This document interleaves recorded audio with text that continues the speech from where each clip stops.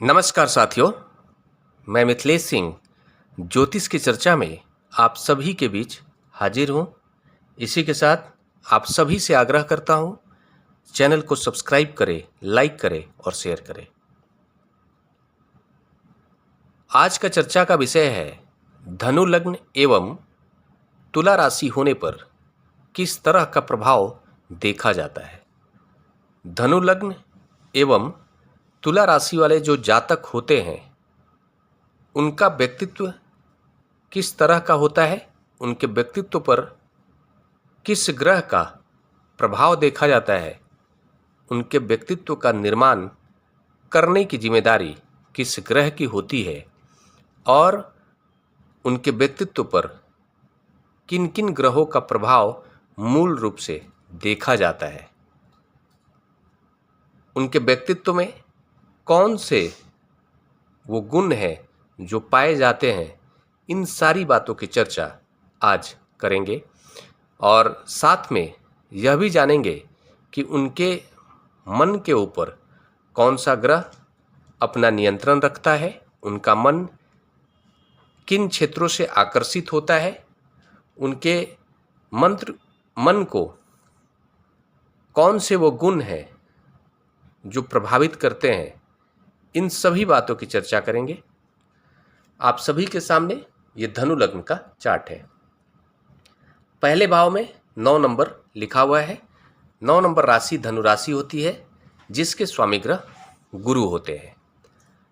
इस लग्न चार्ट में जातक की राशि तुला राशि बन रही है। 7 नंबर जहां पर लिखा हुआ है यहां पर चंद्रमा विराजमान है।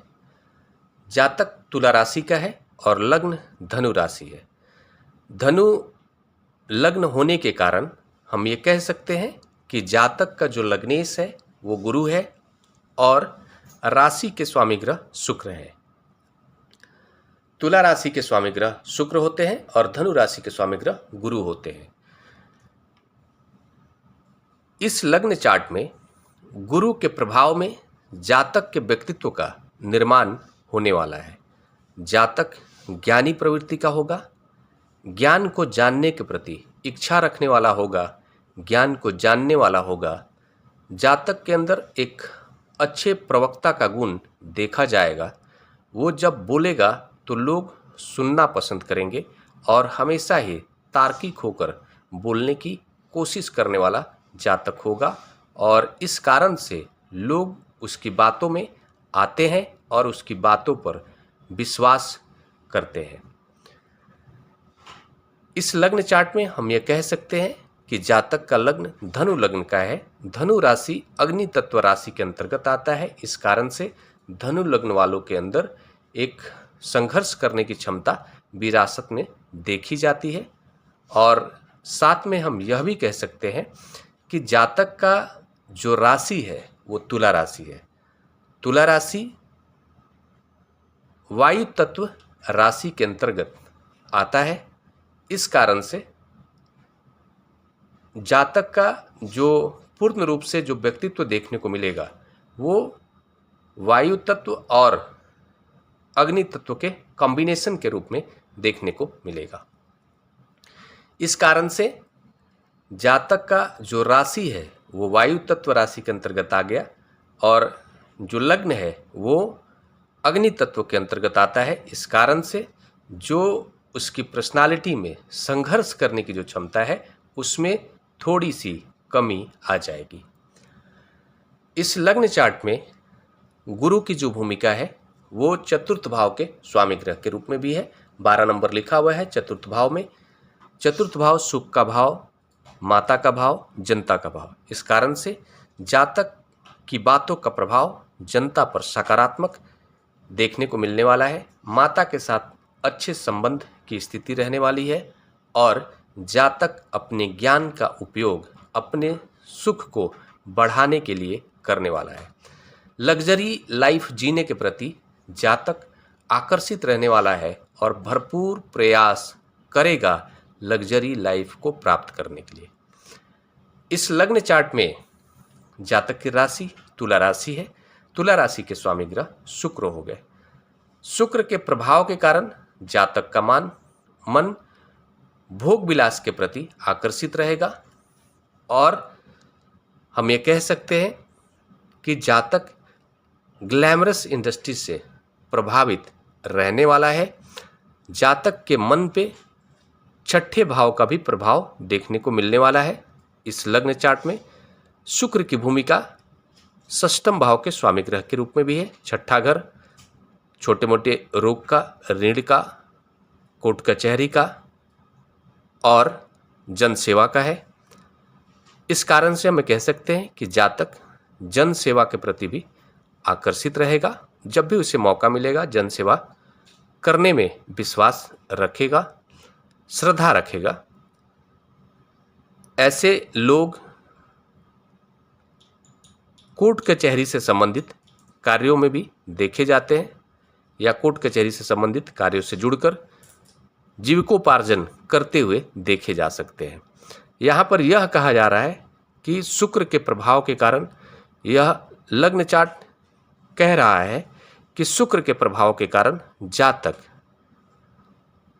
छठे घर का कहीं ना कहीं प्रभाव मन पर आएगा। इस कारण से शुक्र के नेगेटिव प्रभाव, नकारात्मक परिस्थिति होने की वजह से जातक छोटे मोटे लीगल एलिगेशन में कभी कभार फंस सकता है। सावधान रहने की आवश्यकता है। हालांकि ये बात इस बात पर निर्भर करेगा कि शुक्र का प्लेसमेंट किस प्रकार का है। इस लग्न चार्ट में चंद्रमा अष्टम भाव के स्वामी ग्रह होकर और एकादश भाव से संबंध बना रहे हैं।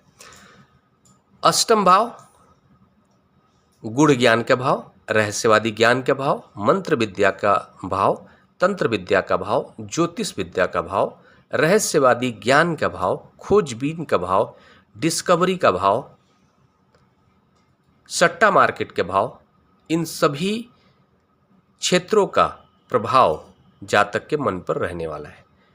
इन सभी क्षेत्रों पर जातक के मन का पकड़ रहने वाला है। इन सभी क्षेत्रों से संबंधित ज्ञान को प्राप्त करने के लिए जातक उत्सुक रहने वाला है, आकर्षित रहने वाला है और इन सभी क्षेत्रों पर अपने ज्ञान को बढ़ाने की कोशिश करने वाला है और उस ज्ञान का उपयोग लाभ में परिवर्तित करने वाला है। ऐसा जातक इन सभी ज्ञान का उपयोग लाभ के लिए करेगा और खासकर ऐसे लोग सट्टा मार्केट में जो भी प्रेडिक्ट करेंगे बहुत बार ऐसा होगा कि वो फायदेमंद होगा। यहाँ पर यह भी देखा जा रहा है कि अष्टम भाव का संबंध एकादश भाव से होना और अष्टम भाव चंद्रमा का भाव है। चंद्रमा उसके मालिक हैं, स्वामी ग्रह है, चंद्रमा है। चंद्रमा माता के भी कारक ग्रह है। इस कारण से हम ये कह सकते हैं कि जातक की माता का भी इन सभी क्षेत्रों में रुझान देखा जाने वाला है। चंद्रमा यहाँ पर बैठकर पंचम भाव को देख रहे हैं। चंद्रमा का पंचम भाव को देखना बताता है, चंद्रमा माता के कारक है और पंचम भाव संतान भाव है। इस कारण से हम ये कह सकते हैं कि जातक की जो माता होंगी वो जातक से अच्छा लगाव रखने वाली है और चंद्रमा का पंचम भाव को देखना कहीं ना कहीं यह बताता है कि जातक अपने संतान से अटूट लगाव रखने वाला है। और यह भी कह सकते हैं कि चंद्रमा चूंकि अष्टम भाव के स्वामी ग्रह है तो जातक जो भी शिक्षा ग्रहण करेगा, जो भी गुण ज्ञान ग्रहण करेगा शिक्षा के रूप में, वो अष्टम भाव से संबंधित रहने वाले क्षेत्र होंगे। जातक का विशेष ज्ञान, शिक्षा अष्टम भाव के क्षेत्रों पर रहने वाला है।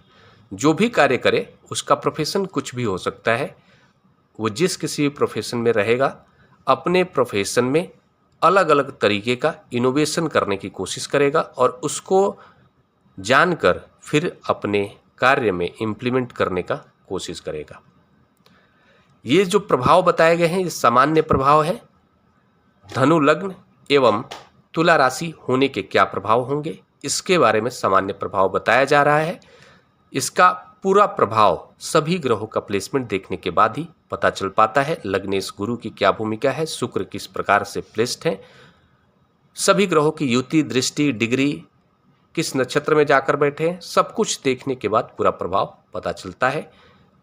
ये सामान्य प्रभाव है।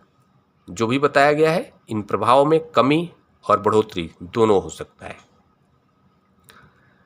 इसी के साथ अगले विषय पर चर्चा के लिए आप सभी के बीच मिलूंगा। तब तक के लिए मेरा नमस्कार।